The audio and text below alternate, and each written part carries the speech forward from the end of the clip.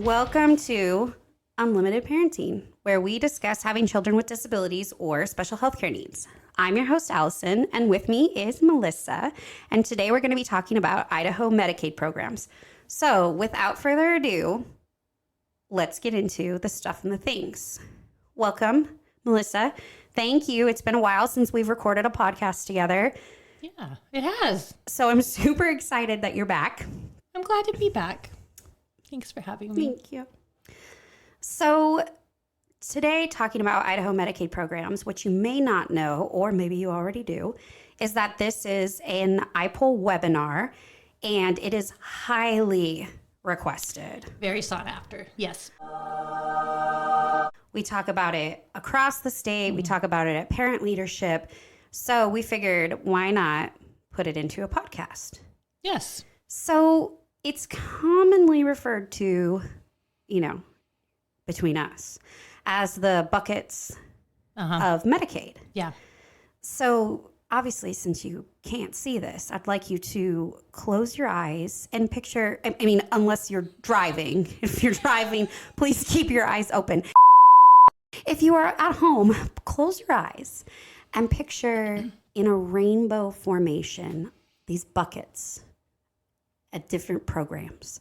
And that's exactly what it looks like on our webinar. So we're going to start kind of more macro and then get deeper into the weeds of the programs as we go. Mm-hmm. But just for a visual, rainbow. That's our slide. You're seeing it. And I know this might sound a little weird, but I would like to start by briefly talking about a non-Idaho Medicaid program and how it ties in and can help support when you do apply for a Medicaid program. So SSI, Social Security, it helps, like I just said, when you're trying to apply for Medicaid. Can you speak more about that? Yeah, so Social Security is a federal program, and when you apply for Social Security, you go through a pretty rigorous eligibility process, and that helps because Social Security has a pretty defined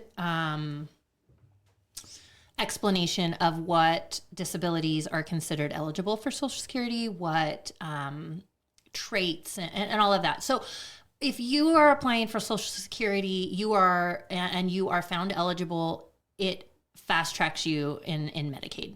If you have a Social Security qualifying diagnoses, you then in turn qualify for Medicaid based on that diagnosis. So if you qualify at the federal level, correct, you'll qualify at the state level. Correct. Eligibility wise, now not income wise. So here we're in the weeds. We got there really, really quick. Yeah, we did. I'm already stuck. Yeah. But we'll come back to that piece too when we talk about Katie Beckett. Correct. Right. Yes. And income. Mm-hmm. Okay. So, but just for now, while you're dipping your toes into the water, just know that it can help. It can help. And just as another facet of what it can help is if you apply now and your child is 5, but your child has a qualifying diagnosis. However, you guys make too much money as a family unit currently at 5 years old. Now, when your child is an adult and they are 18 and they are their own head of household and they still have these diagnoses, it makes the application process as an adult applying for Social Security that much easier because they are already in the system. They have an established documented disability before the age of 22. It's in there. Social Security knows about it. You're in turn just kind of creating a paper trail for when your child's an adult. And anything that can make that transition to adulthood process easier. Yes. Sign me up. Yeah, exactly. Okay, so that's part 1. Let's move on to Medicaid proper. Okay. So this is for children, youth, 19 and under, who are residents of the state of Idaho and whose families meet the income limits. Yep. Which is 135% of the federal poverty level. Yep. Okay. So let's say, here we go. You Brace. What did she say? Buckle up, baby. Okay. Let's say you are a family who makes essentially over 135. Okay. There's also CHIP. Correct. And that is the child health insurance. Children's health insurance program. And that is going to enable kids whose family incomes are a little bit too high, but not quite too high, and they don't have employer-based health insurance. They don't have another means to health insurance. This allows families to have a small premium for each of their children, but then allows their children to remain on Medicaid or access Medicaid. And using that pathway to Medicaid, CHIP, Yep. they might be held to a small monthly premium, $10 or $15. And there is a formula that they use to determine that. And they also have hardship waivers. Correct. So just throwing that out there. Yep. And then another pathway to Medicaid is called Katie Beckett. Mm-hmm. On the Medicaid website, it is listed as the Katie Beckett program. So I'm throwing that out there. But for the remainder of this podcast, you will hear it referred to as the Katie Beckett pathway. Yep. So let's say you have a child who has a disability or a special health care need. Mm-hmm. And, they need therapies. They need the whole kit and caboodle, right? And as parents, we make too much money to qualify for income-based Medicaid. Yep. But in order to get to the Children's Developmental Disability Program, we need Medicaid. So how do we get there? That's where the Katie Beckett pathway comes in. Yep. It says it's a two-prong eligibility. Number one, as a family, you don't qualify for income-based Medicaid. And number two, your child's income is looked at. So let's talk about that. Income and resources. So a 529 Yes. does not count That as is a resource. correct. If Or- it is not in your child's name, it does not count. Correct. So under the age of 18, it is typically not in the child's name, but then when it transfers at 18, then it counts as resources for them. It's typically listed under the parent's name and then may affect the parents if they were to apply to an adult Medicaid program like age disabled or things like that. It would count as income or resources for them. So if you're trying to navigate the Katie Beckett pathway, they're going to ask you questions like, let's say your son's name is Chad. Chad. They're going to say, does Chad own any property? Nope. Does Chad have a savings account? Yes. How does Chad have more than $2,000 No. in that savings account? Okay, ding, ding, ding, we have a winner. Okay, Chad's a winner. So there are some income restrictions. So this is where we're going to bring back that Social Security piece. If you are getting income from Social Security that's in your child's name and it counts as their income. So that's something to be mindful of, as well as there's an income limit for a child and a resource limit. So let's say it's not a 529 or a Cloverdale account. It's your typical savings account and it's in your child's name. And you have, let's just shoot big and say you have $75,000 in that savings account. If it's in your child's name, you're not going to qualify for the Katie Beckett pathway to Medicaid. Right. So I would never give you a problem without presenting a solution. So how fun, how lovely of you. I'm going to pass it off to Melissa to explain. I am the solution. I'm the solution. Listen, I said from the get-go at the beginning that I was going to lean on you and your real world experience. And I do. So tell us, me, the listeners, all of us, what did you do when you were in this situation? Yeah. Her son's name is not Chad, but it isn't. pretend. No, Chad. I do not have a Chad. We were in this exact situation, and we created a special needs trust for my son. So we moved all of his resource and assets over to the special needs trust. It is a special needs family trust, but that's just the whole legal jargon of it. But a special needs trust will protect those assets, and then it in turn made my son eligible for Katie Beckett pathway. Okay, so again, this is not Melissa's specific situation, but let's say your son Chad owns a home. Like there's a home in his name. So because when again, I'll bring it back to me. When I was doing the Katie Beckett process, they're asking me, does your son own a car? Does he have any property in his name? And I'm thinking, oh my goodness, absolutely no. He's 7. He doesn't own a car. Right. But then that led me to the next thought. What if someone does have a child has a home in their name? Yeah. Does that just go in the trust? That can go in a trust. Yep, absolutely. And then it's like it doesn't exist? Yeah, kind of. Okay. I mean, for the purpose of this conversation, with my son, he had a 529 that was in his great grandparents' name.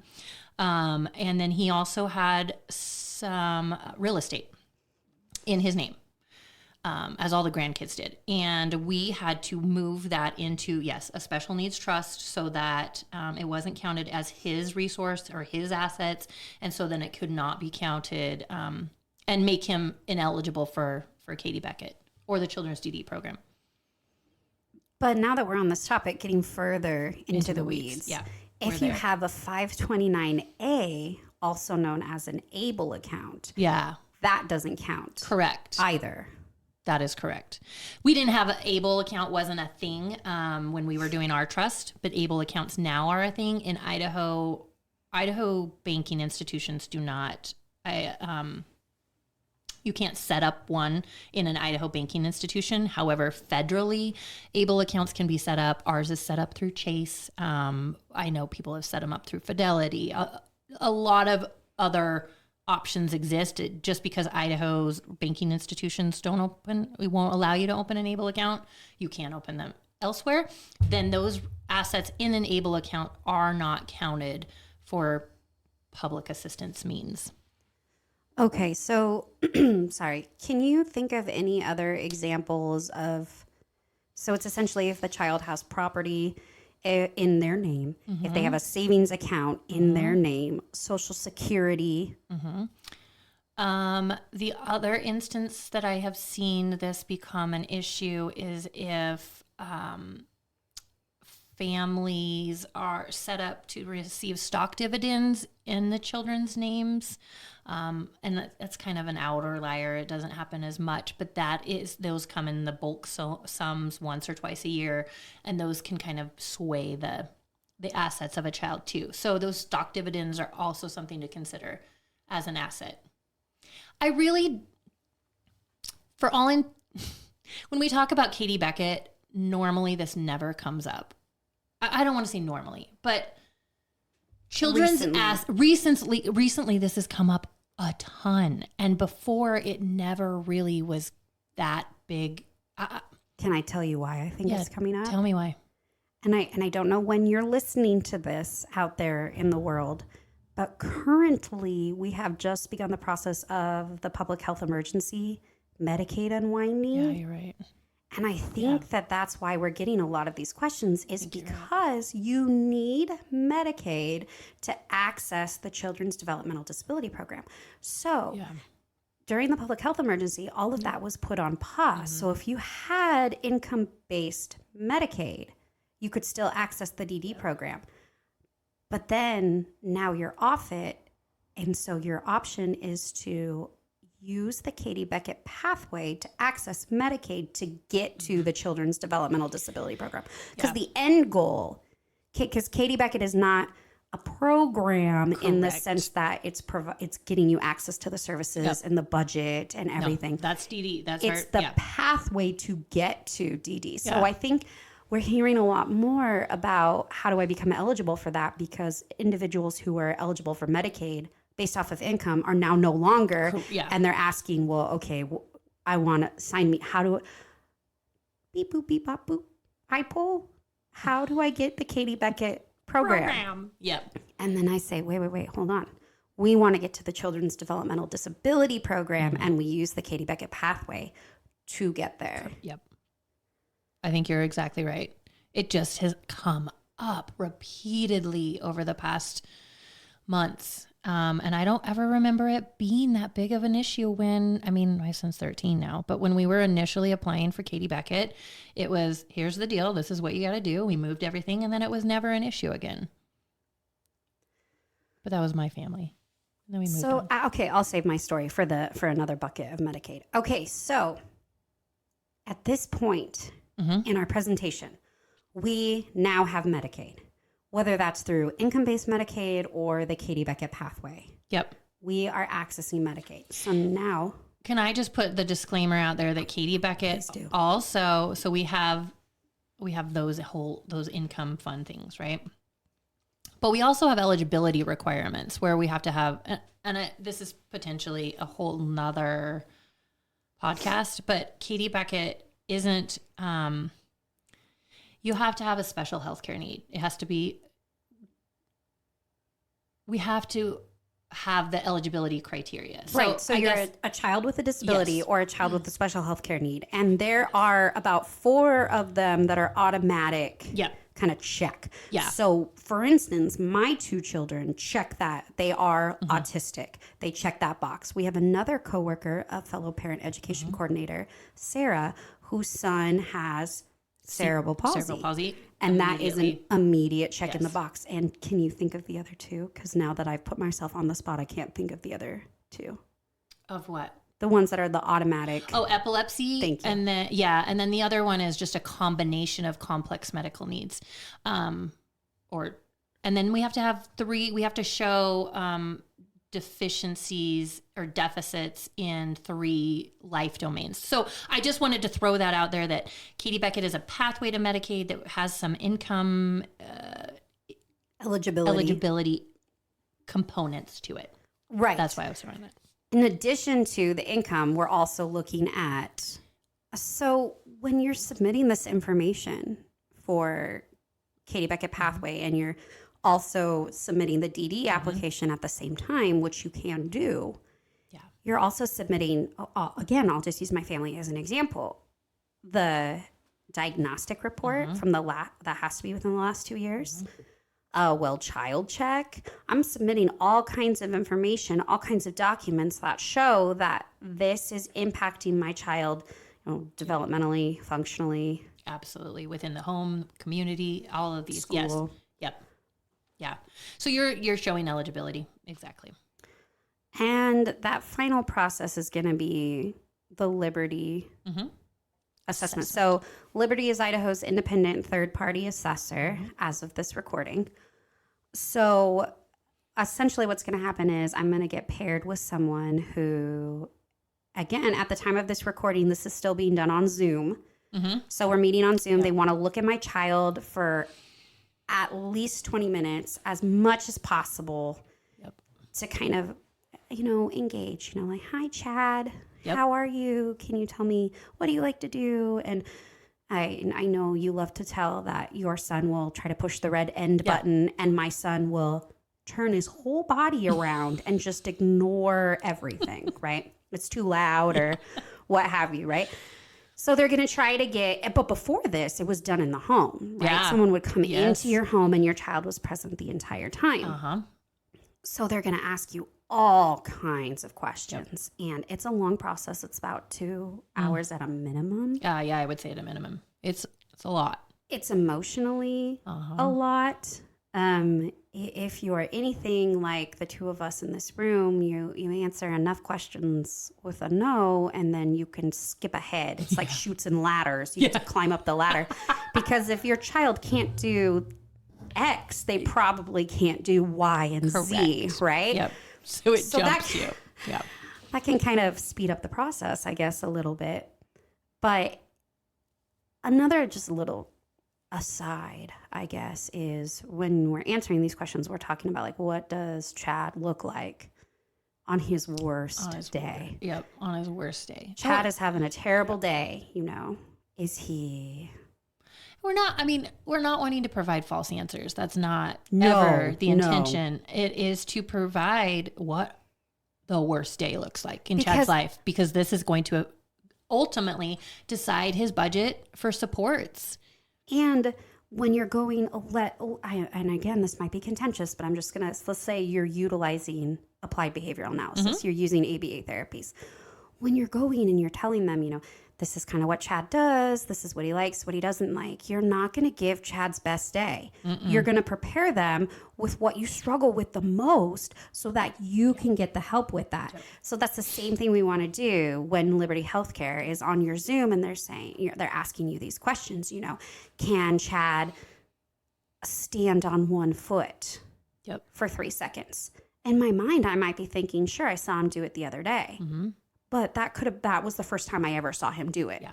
So I'm not going to be like, yeah, of course, he absolutely can. 5 out of 5. 5 out of 5. On every occurrence, can Chad stand on that 1 foot? No. Yes, keep that in mind, that it's every time you ask him to complete this task, will he do it? And if the answer is no, then it's not. Yeah. I think there's also, and it might just be worth mentioning, this, you don't want people to feel bad for your child, or you want to portray them in the best light. But in terms of services, it's not that we're selling them short. We're just being really honest with meeting them where they are right now so that we can get the services to get them. Exactly. Right. The intervention is going to help. So we have to be really brutally honest about what life looks like right now. And it is sometimes not really fun to have those, you have a stranger in your home or on your computer, for 2.5, 3 hours and just talking about all the stuff that my kid can't do. And that's hard. Just know that is going to turn into supports within the home and community-based settings to provide those interventions, to provide really some solutions to help you move forward so that Chad can stand on 1 foot every single time you ask him next year, maybe. Right. But I also think that I'm going to digress again. We are I'm sorry. At some point, I'm going to give you the content, I swear. But, next year, when you do your reassessment, some things are just, it's part of the system. Yeah, it is. And you have to take the system as it is.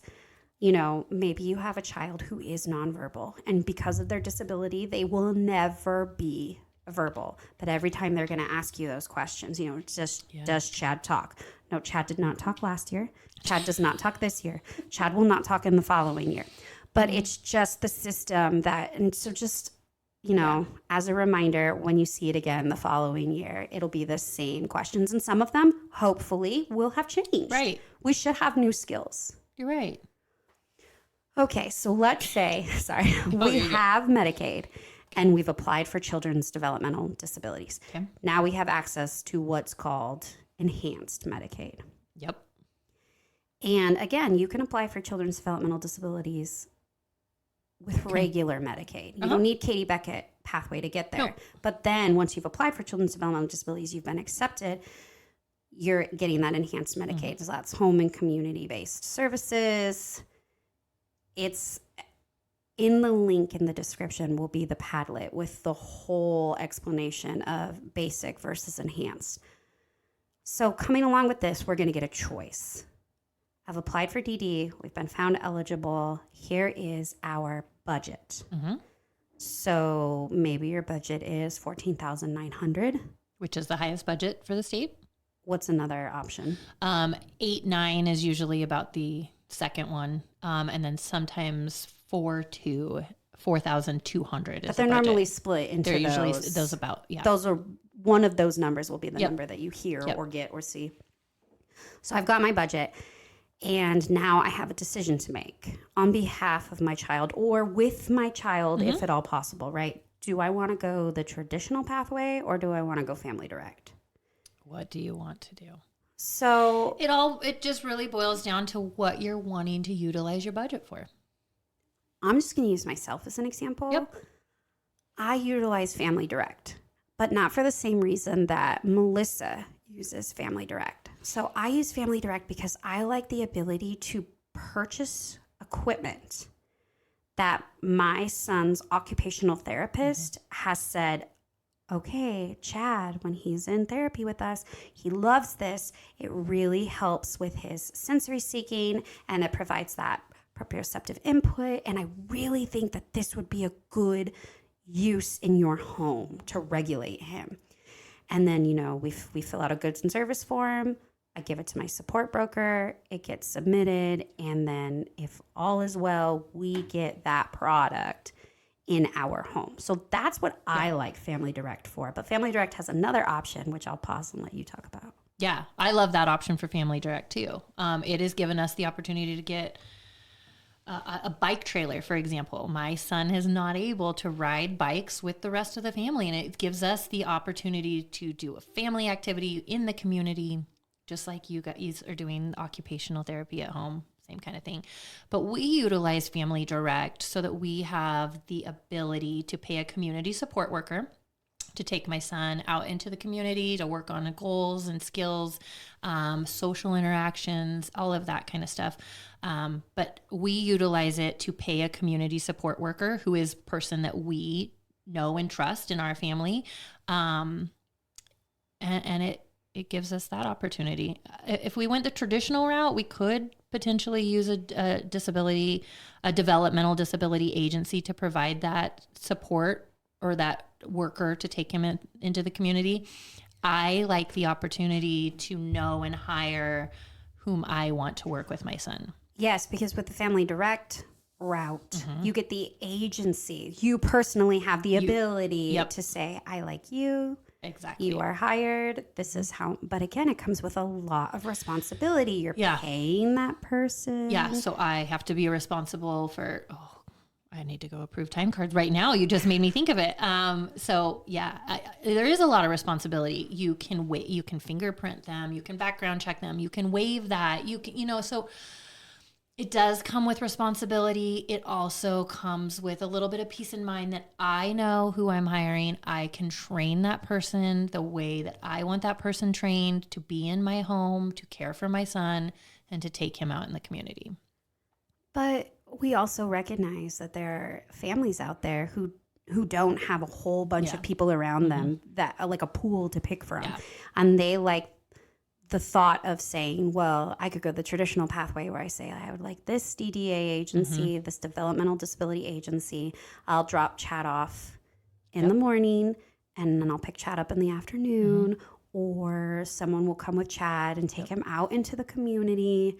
But you don't get the budget in the same way. Correct. So you can't have the traditional pathway and also buy goods and services, a crash pad. Right. Or if you needed to make any small minor home renovations, we had to do that for my son.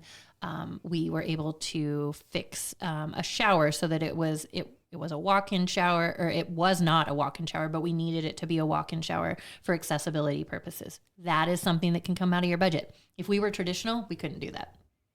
And another one is my son has just recently caused extensive water damage in our home.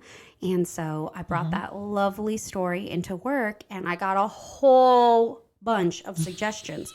You can use the goods and service form to buy water monitors, or have you tried this and did you do that? And I'm like, oh my gosh, I wish it didn't take this incident to let me do all of this, but it's just.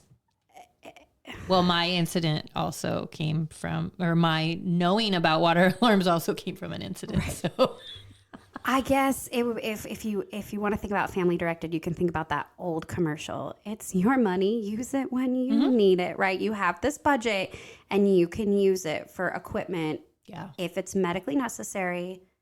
And it's not durable medical equipment that otherwise would be covered by your private or Katie Beckett or Medicaid. Yeah, sorry. Yeah. What through I mean. Enhanced. Through Enhanced, yeah. But yeah. So can you give an example? Is that like a Hoyer lift would be durable medical equipment? Yeah, that could be covered. A wheelchair is covered. A walker is covered under durable medical equipment. So all of those things are going to come out of your insurance budget. So something that would be considered not durable medical equipment would be like a bike trailer, what else? A bath chair. A crash pad. A crash pad, yes. I am not in a position financially where I can spend $2,000 on this crash pad, but my son is banging his head into the wall, damaging him and the wall. And his occupational therapist is like, this would be a really, really good alternative. And I'm like, $2,000? Yep. yikes. But that's But where family direct. family directed pathway with that budget, I'm like, not so much yikes, just more of, again, it's a system, it's a process. It's not going to get here 2-day prime delivery, right? No. It's not. You're working within the system parameters. So we have to get the goods and approval form from, a therapist. And then we have to submit it with this plan. Then it has to get approved. And then you have to purchase it. So no, it is a process, but it's a process that is available to you. If you went the traditional route, you wouldn't have that option. Exactly. But the onus is on you as a parent to really manage that. And once it's set up, it's really just setting it up and getting the plan working that is so time consuming.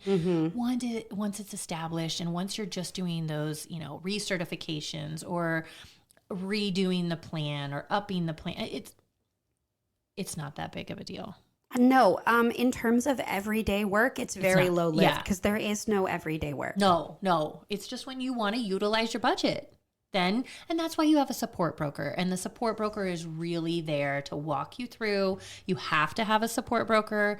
They're going to help you write your plan. And that's different if you are going the traditional route. You don't necessarily have a support broker. You have a case manager, but you don't have someone that is helping you write the plan, that is helping you fill out goods and services, that is helping you through all of the processes. And again, I just want to add that this support broker is someone that you have hired and you are paying them for their services out of your child's budget. Yeah, that's a really good point. So this isn't someone that's assigned to you through Medicaid, like a case manager might be. The support broker is someone you seek out, you hire, they help you manage the plan. Exactly.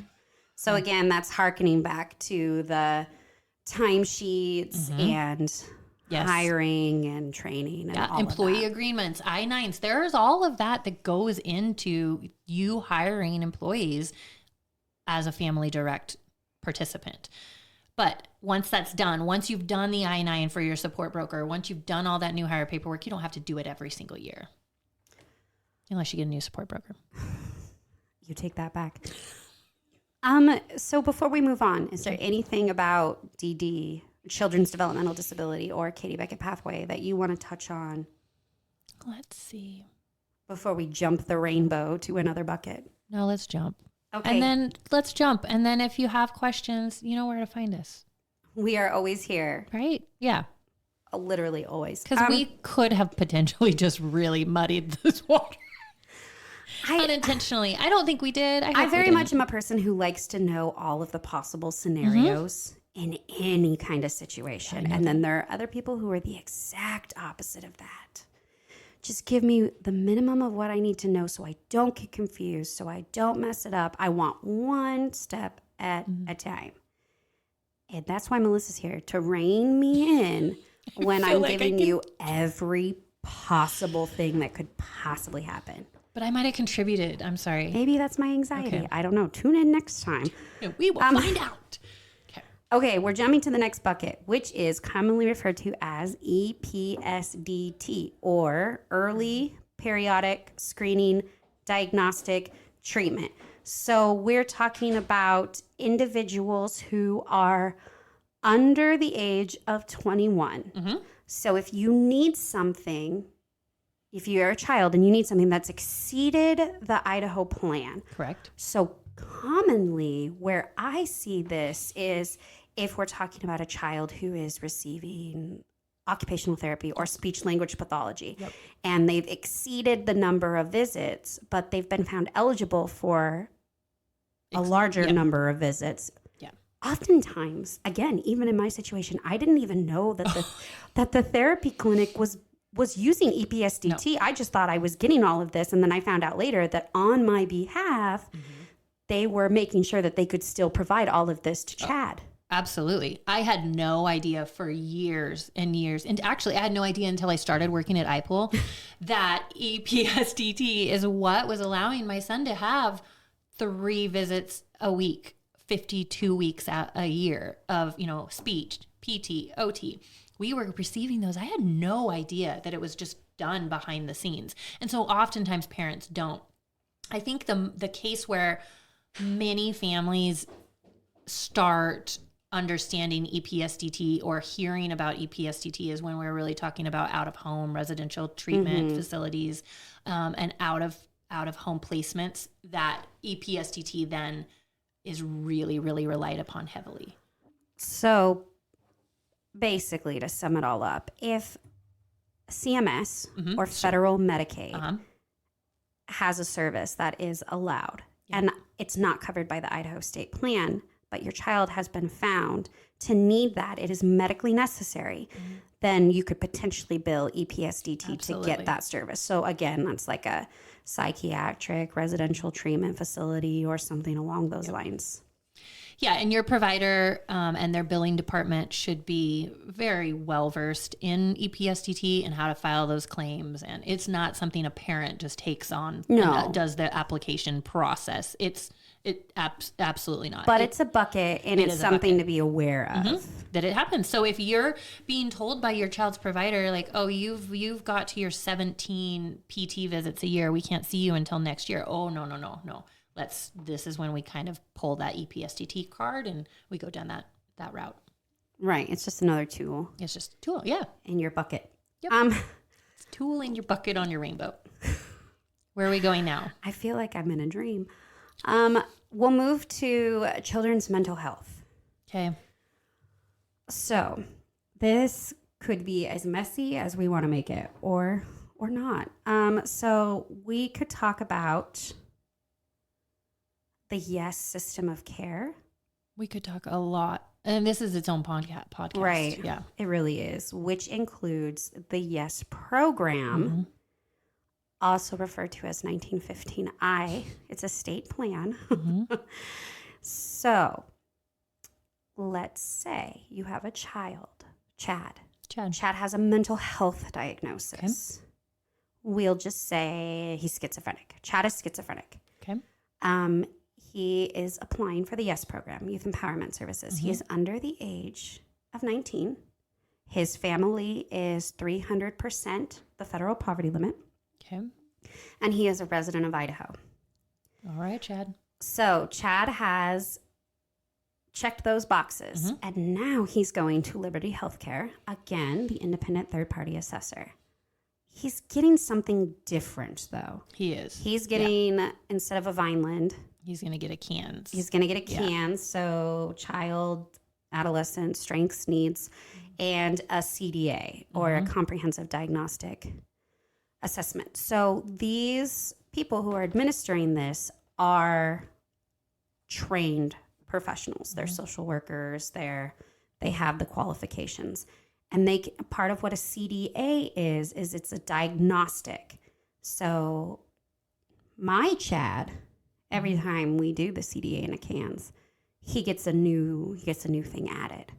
So maybe Chad originally presented with schizophrenia, but now that we've done a CDA, he has schizophrenia and separation anxiety. I see. Because he meets the criteria at this point. So what we're looking for when we're doing these assessments is, and again, this term could be seen as contentious, but this is what it's referred to as, is a serious emotional disturbance. So what level of serious emotional disturbance does Chad have? Is it 0 for nothing or 1 to 3, 3 being profound? Okay. So my Chad has a serious emotional disturbance level 3. He is profound. So as a result of that, we got what's called wraparound care. So through the YES program. Through the YES program. And so now we're getting services. We have a targeted care coordinator, a TCC, who is like a case manager. They are helping us create a person-centered service plan. And we're meeting every 90 days or more often. We could be meeting as a multidisciplinary team. So all of Chad's therapists, occupational therapists, even individuals from the school can get in on this meeting. And we can all talk about what we're doing to help support Chad so that he can generalize these skills across all the domains of his life. So 1915I, or the YES program, is essentially saying respite. That's what differentiates it from the YES system of care. So you need 1 unit of respite in 364 days, and 1 unit equates to 15 minutes. So 15 minutes of respite, and the BPA voucher does not count. If you're out there listening and you're already in the system, that's not going to count. So if you don't need to utilize that 1 unit of respite, maybe the YES program isn't for you. So Go ahead. No, go ahead.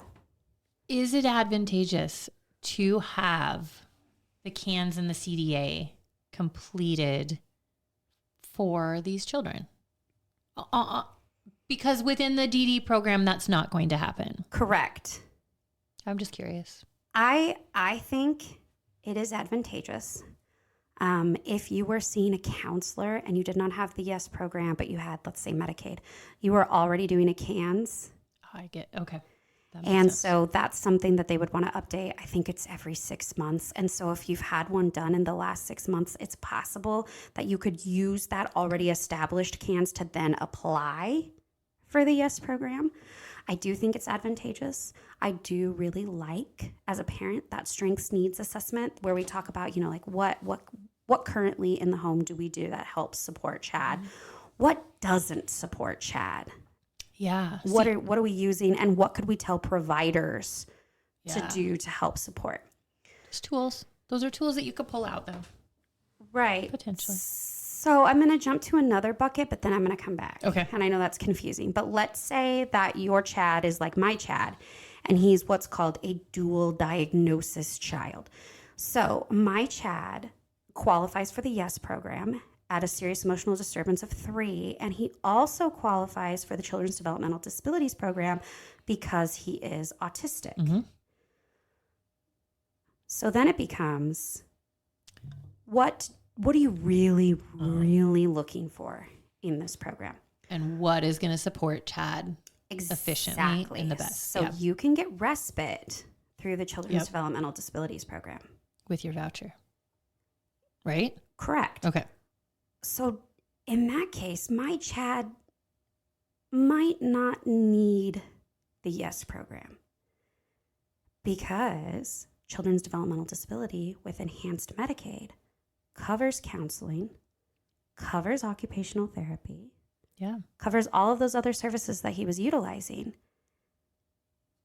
And before he had Children's Developmental Disability, Chad needed the YES program to access Medicaid, and Medicaid covered occupational therapy. Medicaid covered counseling. But now that Chad has the Children's Developmental Disabilities program and a budget, and we buy equipment, I'm now starting to realize that maybe, yes, as a dual diagnosis child, Chad might not need youth empowerment services any longer. It's a replication of services, essentially, or duplication of services. Yes. So when we're talking about dual diagnosed children, it then becomes really, as a parent, and if your youth is old enough, what are we looking to get out of this? Yeah. And maybe what supports parsing down what we don't need. So, okay, that's if you're dual diagnosis, but let's go back to children's mental health. Okay. We're going backwards. We're going back. Okay. So let's say I don't have Medicaid and I don't qualify for Medicaid. Okay. But I have a child who has a serious emotional disturbance. What do I do now? Are you above 300% of the poverty level? I am. Oh, no. So the Idaho Department of Behavioral Health has several regions, and you can call your region and you can ask if they have a sliding scale option. And in some cases, there are parents or families who make too much to qualify for the sliding scale, and then at which point you're utilizing what your insurance will cover. Your private, either employer-based or private insurance, But you do have some other options if you're not qualifying for Medicaid. But what I have seen is there are parents who say, I don't qualify for Medicaid because I'm well above 135% of the federal poverty level. And I say, well, let me pause you right there, because there's the YES program, Youth Empowerment Services, that will get you Medicaid at 300% Right. of the federal poverty level. And I know That's a 135 to 300 is a It's- large swath yeah. of families in Idaho. So there are some other options Yes. to help pay for counseling Absolutely. and then I'm gonna go off on another side tangent really quick. I'm here for If it. you are the parent of an autistic child and you would like to utilize ABA, all opinions set aside, no matter how you feel about it, you want to utilize it. ABA is not coming out of your DD budget. It is coming from Optum. Optum is paying for ABA. So when you're talking to the center and the center is saying, I'm billing Medicaid and you're getting kickbacks, that's when you're going to step in and say, are you billing Medicaid or are you billing Optum? Because Optum controls Idaho's children's behavioral health. And because ABA is a therapy that modifies behaviors, it's counting and falling under Optum. Yeah. Confusing. Yes. So children's mental health, Optum is what's covering mental health. So again, that's when we're talking about those psychiatric residential treatment facilities. If your child has a serious emotional disturbance and they've been found medically eligible for a psychiatric residential treatment facility, maybe we're using EPSDT because again, we've gone into the weeds. So this again is further proof that literally any situation you have, you can come to us and we'll walk you through with it. our collective knowledge, we will find the answer. Because that's just it. All of these different buckets all also come with different scenarios. What is your family at this poverty level? Is your family at this? What's your family size? Every single thing is a component of eligibility. So, and often the buckets do not communicate. no, there's no talking amongst buckets. There's no walkie-talkies in the buckets. Strings, nothing. They are islands they are unto islands. themselves. And they're islands within just health and welfare in general. So one department just doesn't talk to another department very well. However, here at IPOL, we try to make ourselves know all of these buckets and know all of these systems and know people within these systems so that we are able to really break it down and make it parent friendly. And you're talking to people who have been. Yeah, we've been there. We've obviously been through the systems. We're in these trenches. Yes. Okay, you got two more buckets left. Okay. Oh, I forgot to say, you can open your eyes now if you're still envisioning the rainbow. Feel free to open your eyes. They pulled over. They were trying. God, I hope you pulled over. Okay, two more buckets left. We got Children's Special Health Care Program, and this is kind of niche. Oh, it's very niche. I am Chad. I am a child. I have no insurance, and I have no means to get insurance. Yep. And I have a qualifying diagnosis. Yeah. I can have access to the Children's Special Health Care Program. But it is like incredibly, incredibly niche. It's cystic fibrosis. It is craniofacial.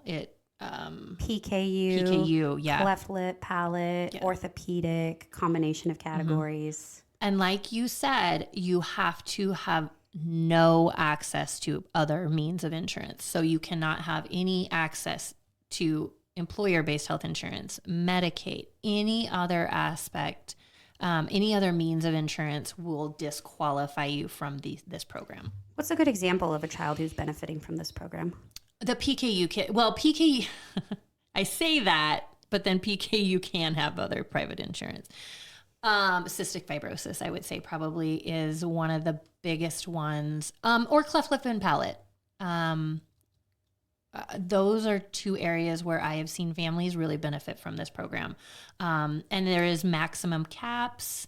The craniofacial one, though, will cover surgeries for kids that have the craniofacial but don't have any means to, so if a child has some of those problems and needs that surgery, but they don't qualify for Medicaid based on income or eligibility or developmental disabilities, this program then provides them opportunities to seek surgery and treatments when they would have no other means.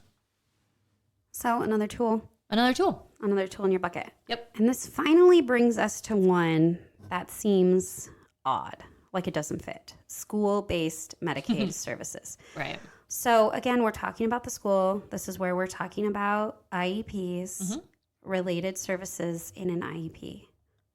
This is where, and it's one of the questions that you'll get in the IEP, are you okay with us billing Medicaid? Mm-hmm. So straight out of the gate, I want to say this does not affect your budget. Nothing. No, it's not going to affect your co-pays. It's not going to affect your ability to, still go once a week to physical therapy for your child. It has no bearing on those supports or on your budget. Essentially what it's doing is it's giving the school some money. An evaluation could be billed to Medicaid. Yep. Any related services like OT, PT, speech, PT, those can be billed to behavioral Medicaid. intervention. Yeah, those are all Medicaid covered services within the school systems. You're just giving the school the option to get money from Medicaid to support. And again, if you say no, that doesn't mean that your child doesn't get those services. No. The school still is obligated to provide those services. It just it provides them a little bit of The schools are not getting rich off of our kids. No. The schools aren't making money off providing these services for our kids. They're not reimbursed at a full rate. It just provides a little bit of reimbursement to offset the special education costs. Our kids are expensive. And no IEP team is going to say, well, since you're allowing us to bill Medicaid, we'll throw in some speech hours for you. No. It's not like a transactional. No, it's not like that. It's basically you saying, yes, I will allow you to bill Medicaid. Yep. To get a little bit of financial assistance, essentially. Yep, exactly. And some districts, tiny districts, won't even go through the hassle because to bill Medicaid, it requires a little bit more work than... But the bigger I shouldn't have even said that, but sometimes that happens. It's just it's just proof that every situation is so individualized, and you should call us because we've seen everything. Yes, we really You cannot shock me. No. I swear. At this point, in fact, you know what? I challenge you to shock me. I challenge you. That you are so going to regret that. I'm well, say I told you so. That completes the rainbow. Okay. Do you have anything that you thought of at the end where you're like, oh, I wish I would have said that? No. You're just silently giving me the eye like, no, please stop. I'm just thinking I feel bad. We talked about so much stuff. So please, if we confused you more than when you started this, call us. But I have two good pieces of information regarding this. One, you can download this episode and listen to it as many times as you want. And in the description, you will find a link to what's called a Padlet. Oh, good. And it is a collection of many, many, many resources on each of these topics that we've discussed. I feel better. If you want to talk to a human, feel free to call us. Yeah. You can talk to one of us. We're here all day. Yes.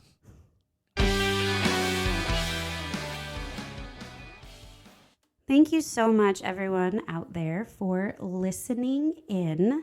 If you are in Idaho or planning on moving to Idaho and have any questions on systems or services for children with disabilities, please reach out to us on our website at ipulidaho.org. That's IPUL Idaho.org. Until then, I'm Allison. And I'm Melissa. And this has been Unlimited Parenting. Thanks for listening.